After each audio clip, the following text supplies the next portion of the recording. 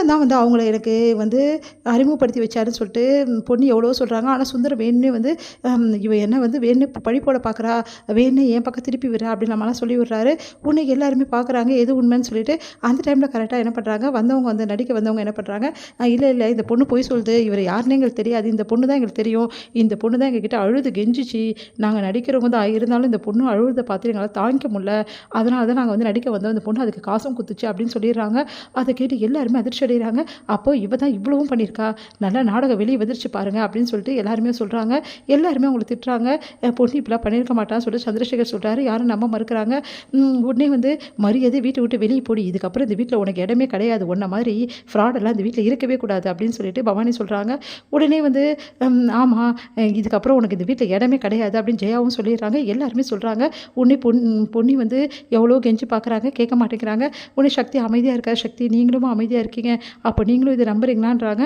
அதுக்கு சக்தி எந்த பதிலுமே சொல்ல மாட்டேங்கிறாரு. மனசு கஷ்டப்பட்டு பொண்ணி வந்து அப்படியே நிற்கிறாங்க. மரியாதை போடி இல்லைனா கழுத்து பிடிச்சி தள்ளுவேன் அப்படின்றாங்க. வேறு வழி இல்லாமல் பொண்ணி அங்கேருந்து கிளம்புறாங்க. அப்போ வந்து சக்தி கையை பிடிக்கிறாரு. உடனே பொண்ணி பார்க்குறாங்க. ஏன் சக்தி அவளை கையை பிடிக்கிற அப்படின்னு சொல்லிட்டு ஜெயா கேட்குறாங்க.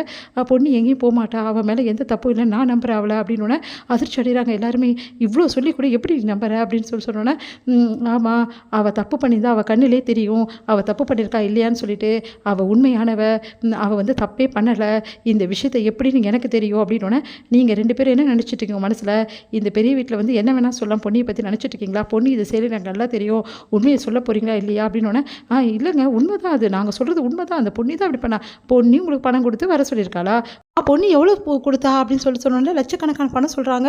அதை கேட்டு இவ்வளோ பணம் பொண்ணி கொடுத்தா, அதை நான் நம்பணும், பொண்ணிக்கிட்ட இவ்வளோ பணம்லாம் இருக்க சான்ஸே கிடையாது, தேவையில்லாமல் பேசுனீங்கன்னா அப்புறம் அவ்வளோதான் அப்படின்னோன்னா அப்படியே முடிக்கிறாங்க. அவங்க சொல்கிறீங்களா இல்லை போலீஸ்கிட்ட பிடிச்சி கொடுக்குவானா, தெரியுது போலீஸா அப்படின்றாங்க. ஒன்று சுந்தரம் வந்து போலீஸ்க்குலாம் போனால் அது குடும்பமானமே போகாது அத்தை, என்ன அத்தை இப்படி சொல்கிறான் சக்தி அப்படின்னோடனே உடனே ஜெயா பார்க்குறாங்க. வேணா போலீஸ்லாம் தேவையில்லை, நீ அமைதியாக இருங்கம்மா, இந்த கேஸை போலீஸ்கிட்ட போனால் தான் வேலைக்கு ஆகும். இவங்க 2 பேருமே பார்த்தோன்னே தெரியல, நல்லா ஃப்ராடுங்க 2 பேரும், யார் சொல்லி இங்கே வந்து இந்த மாதிரி நாடகம் ஆடுறாங்கன்னே தெரியல, நம்ம குடும்பத்தில் பிரச்சனை பண்ணுறதுக்காகவே இவங்க வந்து அப்போலேருந்து வந்திருக்காங்க, இது தெரியாமல் நீங்கள்லாம் பேசிகிட்டு இருக்கீங்க, மரியாதையை உண்மையை சொல்கிறீங்களா இல்லை போலீஸில் கம்பி என்றீங்களா, நான் இப்போவே போலீஸ்க்கு ஃபோன் போட்டு வர வைக்கிறேன், போலீஸ் வந்து 2 தட்டுனா இவங்க எல்லா உண்மையும் வந்து வெளியே சொல்லிடுவாங்க, அப்புறம் இவங்க யார் எங்கேருந்து வராங்க என்ன கதை எல்லாம் வெட்ட வெளிச்சமாயிடும் அப்படின்னோடனே ஐயோ போலீஸ்லாம் சொல்லிடாதீங்க தம்பி, தயவுசெய்து என்னை விட்டுருங்க தம்பி அப்படின்றாங்க. நாங்கள் ஏதோ உதவி செய்ய போய் இந்த கதையெல்லாம் வேறு யாருக்கெல்லாவது பேசுங்க, பொண்ணி இப்பெல்லாம் செய்ய மாட்டாங்க எனக்கு நல்லா தெரியும், சரி பொண்ணி நீ என்ன சொல்கிற, போலீஸ்க்கு ஃபோன் பண்ணலாம் சொல்கிறியா, நீங்கள் ஃபோன் பண்ணுங்கள் சக்தி, எனக்கு எந்த பிரச்சனையும் கிடையாது, பார்த்தீங்களா பொண்ணியே தைரியமாக சொல்கிறா, ஏன்னா பொண்ணி மேலே எந்த தப்புமே கிடையாது, எல்லாம் இந்த ஆளுங்க மேலே தான் தப்பு இருக்குது, இந்த ஆளுங்க தான் பயப்படுறாங்க போலீஸ்ன்னு சொன்னோன்னே அப்படின்னு அப்படியே முடிக்கிறாங்க. இப்போ தெரியுதாம்மா இவங்களை பற்றி லட்சணம் என்னென்னு, இவங்களை யாரோ அமைச்சிருக்காங்க, அது யாருன்னு இப்போ நம்மளுக்கு தெரியணும், அதுதான் முக்கியம், மரியாதையை யாருன்னு சொல்ல போகிறீங்களா இப்போ இல்லையா அப்படின்னோன்னா அப்படியே வந்து சுந்தரத்தையே பார்க்குற. சுந்தரம் ஐயோ இவங்க பார்த்து காமிச்சு கொடுத்துருவாங்களே, இப்போ என்ன பண்ணுறதுன்னு தெரியலையே, உடனே அமைதியாக இருக்க கண்ணை காட்டுறாரு. சொல்லாதீங்கன்னு சொல்லிட்டு அது வந்து தம்பி அப்படி சொல்ல வராங்க. மரியாதையை சொல்ல போகிறீங்களா இப்போ இல்லையா, நீங்கள் முன்னாடியிலேருந்தே இந்த குடும்பத்துக்கு ஏதோ பிரச்சனை கொடுக்கணும் வந்திருக்கீங்க, ஆனால் உண்மையிலேயே நீங்களாக இதை செய்யலை, யாரோ உங்களை செய்ய சொல்லியிருக்காங்க, அதனால தான் இப்படிலாம் பண்ணுறீங்க, என்ன விஷயம்னு சொல்லுங்கள், அப்படி இல்லை யாருன்னு சொல்லலை, உங்களை நான் போலீஸில் பிடிச்சி கொடுத்து முட்டி தட்ட வைப்பேன், அப்புறம் அவ்வளோதான் உங்கள் நிலைமை ரொம்ப கேவலமாயிடும், நீங்கள் பிழைக்கிற இடத்துல கூட பிழைக்க முடியாது, ட்ராமா ஆர்டிஸ்டாக தெரிஞ்சுட்டு இருக்கீங்க, அந்த வேலையும் உங்களுக்கு பண்ண முடியாது அப்படின்னோடனே அவங்க 2 பேரும் தம்பி எங்களை மன்னிச்சிடுங்க, தயவு செய்து வந்து எங்களை போலீஸில் வந்து காட்டி கொடுக்காதீங்க, போலீஸில் எங்களை மாட்டி விடாதீங்க தம்பி, நாங்கள் வந்து ரொம்ப சாதாரண ஆளுங்க தம்பி அப்படி சொல்லிட்டு கெஞ்சுறாங்க, அப்படி நீங்கள் வந்து உங்களை மாட்டி விடக்கூடாதுன்னா உண்மையை சொல்லுங்கன்னு சுந்தரத்தால் தாக்கியப்பல என்ன சக்தி நீ இப்படி பண்ணிட்டு இருக்க, போலீஸ்லாம் நம்ம குடும்பத்துக்கு வந்தால் சரியாகுமா, போலீஸ்லாம் வந்து நம்ம குடும்பத்தோட பேர் என்ன ஆகுது ஏதாவது அப்படின்றாரு.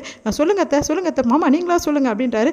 நீங்கள் மாமா இவ்வளோ டென்ஷன் ஆகுறீங்க, உங்களுக்கு இதில் என்ன பிரச்சனை, அவங்கள போலீஸ் பிடிச்சின்னு போய் விசாரிக்க போகிறாங்க, அப்புறம் உண்மை வரப்போகுது, இதனால் உங்களுக்கு என்ன பிரச்சனை, நீங்கள் பதட்ட அடைகிறீங்க, நீங்கள் பதட்ட அடையிற பார்த்தா இந்த பிரச்சனைக்கு நீங்கள் தான் காரணம் போல் இருக்கு அப்படின்னா அதெல்லாம் இல்லை மாப்பிள்ள, நான் ஏன் அதெல்லாம் பண்ண போகிறேன், அவங்கள போலீஸில் பிடிச்சி கொடுத்தா நம்ம குடும்ப பேர் தான் கெட்டு போகும், அதுக்காக சொன்னேன் அத்தை எவ்வளோ பெரிய ஆள், அவங்க நம்ம குடும்ப பேர் கெட்டு போனால் எவ்வளோ பிரச்சனை ஆகும், அதெல்லாம் கரெக்டு தான், ஆல்ரெடி நிறைய போலீஸ் கேஸ்லாம் நம்ம வந்து ஹேண்டில் பண்ணியிருக்கோம், அதனால் இதையும் பண்ணலாம் எந்த தப்பும் கிடையாது, அதனால் உடனே நான் போலீஸ்க்கு கால் பண்ணுறேன் அப்படின்னு சொல்லிட்டு ஃபோன் எடுக்கிறாரு. ஐயோ தம்பி போலீஸ்க்கு கால் பண்ணாதீங்க, தயவு செய்து எங்களை விட்டுருங்க, நாங்கள் தெரியாமல் பண்ணிட்டோம், நாங்கள் உண்மையெல்லாம் சொல்லிடுறோம் அப்படின்னு சொல்லிட்டு காலில் விழுந்து கெஞ்சுறாங்க அவங்க. இதோட முடியுது.